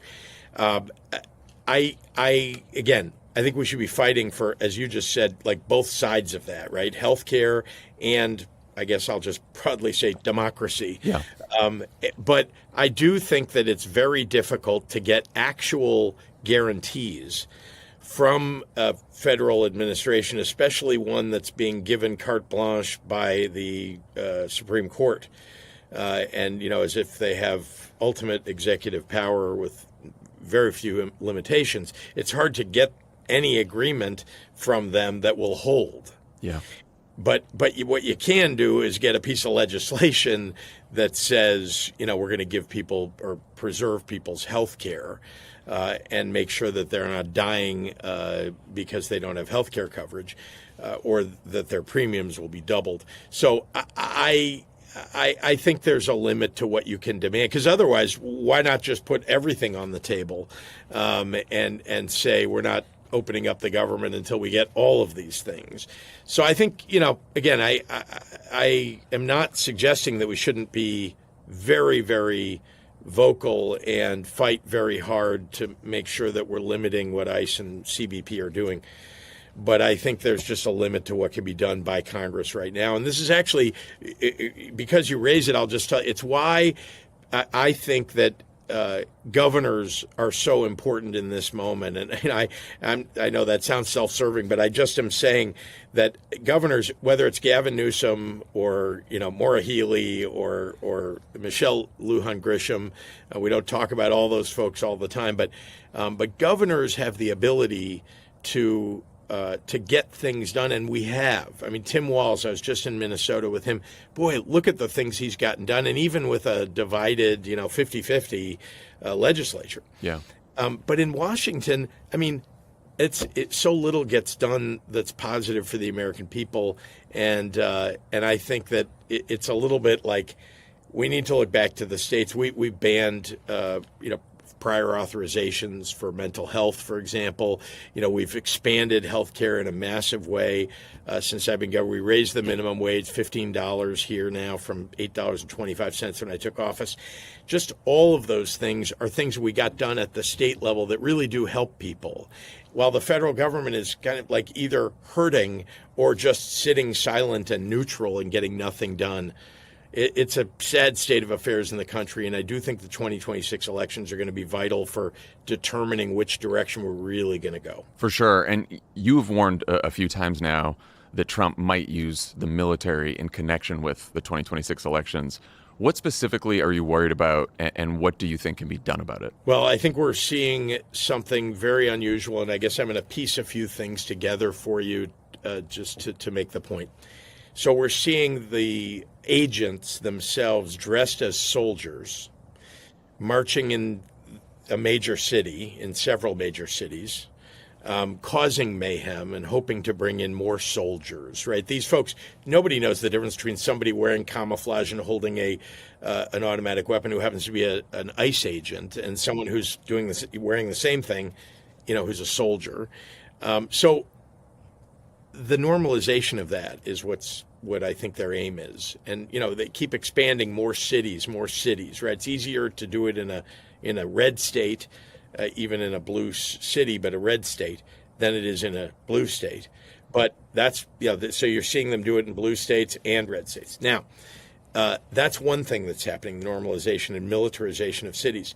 Another thing that's happened, and very few people paying attention, you probably are, which is they demanded, the DOJ did, our voter data, not just ours in Illinois, every state's voter data. Why? They won't tell us why. And actually, what they seem to be looking for, remember back to the 2020 elections, is they want to be able to find voter fraud, which lots of organizations have been looking for voter fraud, as you know, for a long time. There's very little voter fraud going on, very little. They're calling for all these databases so that they can look through them, and yet they won't tell you when they're going to come up with any conclusion about whatever it is they're looking for. Next year, when we have a November election, I think you're going to see two things that occur. One, you won't have had any results from this mass collection of data, of voter data. And then the second is you're going to have soldiers or people dressed as soldiers at polling places saying, we're protecting your voting rights. This is about voter integrity. And then the possibility that they'll be doing what Michael Flynn urged the president to do back in 2020, which is seize the ballot boxes at the polling places so that we can have the military do a fair count. Now, if you put all the things together that are happening right now, that wouldn't surprise me at all. Think about how hard they fought on this issue of whether the election had been stolen in 2020, right? The January 6th riot being an example of that, but lots of other things. And then all of those people at January 6th, being pardoned. All of that, put all those together and ask yourself, do you think what I just said is completely ridiculous? Do you think what I just said is something that's really possible with Trump as president and Stephen Miller in the White House and all the same people kind of advising the president that are at the edges of the law. I think it's definitely possible. It doesn't sound that far-fetched. I think my concern is, A, so what do we do about that? And B, it's like, I'm sure you walk this fine line all the time, which is we want to warn people like, hey, wake up, this is happening, or this could happen, but also you don't want to scare people into staying home and depressing turnout, right? And so how do you think about like the way to handle that this could be coming in 2026? They're the ones who want to scare people to stay home, right? That's the purpose of having troops. That's one of the purposes. But look, I think we've just got to make it plain to people that now is a moment when you're going to have to, choose to are you going to just let democracy go? And I might remind you, because I know you're a political being, as any elected official is too, this is not how we win elections. Like talking about democracy, I was not a fan of what Joe Biden did at that Valley Forge. I thought it was a great speech he gave at Valley Forge in January of 2024. But I didn't go, in part because I didn't think that should not be the theme of a campaign, and that's what he was trying to make it. And because I don't think democracy is the issue on which you win. I do think that you can't win unless you have democracy. So those of us who have any power to do anything about it need to stand up and speak out about the danger of losing democracy. And then we've also got to run campaigns all across the United States. I'm running for re-election, but the Congress in particular, we've got to make sure that we're running campaigns about things that really matter in everybody's life. I'll tell you a quick story, if I can, about something that happened to me when I was working on Capitol Hill. I worked for 2 United States senators many years ago in my 20s. I got offered the opportunity to go with this organization you may have heard of called the American Council of Young Political Leaders to a foreign country with, half Democrats, half Republicans, young people like me at the time, where we learned about we got sent to Argentina to learn about their political system, and they would bring people from other countries to learn about ours. We went there, we landed in Buenos Aires, and the minute we landed, strangely, there was a military coup. I promise I had nothing to do with it. And so we went to the hotel, all of us together, and watched on TV what was happening. And then we had to make a decision, or at least the leader of our group said we have to make a decision. Are we going to go to the embassy and wait it out, or are we going to go? There's going to be a democracy rally the next day in the Plaza de Mayo in Buenos Aires. Should we go there to learn about democracy, like in person in this situation? And by the way, the vote was basically half and half. The Republicans all wanted to go to the embassy. The Democrats all wanted to go to the democracy rally. We went to the democracy rally, the tiebreaker being the leader of the group, and we got to see hundreds of thousands of people carrying banners and talking about democracy, yelling, chanting, and so on. And there was a guy in the middle of all of that with an ice cream cart, selling popsicles and ice cream. And I remember that vividly. I'm 60 years old now. I was 23 at the time. I still remember it vividly because I remember thinking at the time and talking to a few of the people I was with about the fact that that guy doesn't mostly care about what the form of government is. What he cares about is he's got to put food on it. That's the number one consideration, is the food on the table, right? He's got to put gas in his car. He's got to survive. And I think about that now, thinking about our elections coming up next year, that the number one issue in people's lives is, can I put food on the table, get to work? Can I feed my family or take care of them and have a home to live in? And the number two issue is, the form of government. Yeah. And so we've got to win elections on number one. And then we've also got to fight for number two in order to have the elections. Governor Pritzker, well said. And thank you, as always, for joining Pod Save America. Thanks, John. Take care. That's our show for today. Thanks, JB Pritzker, for joining. Tommy Lovett and I will be back with a new show next week. Bye, everyone.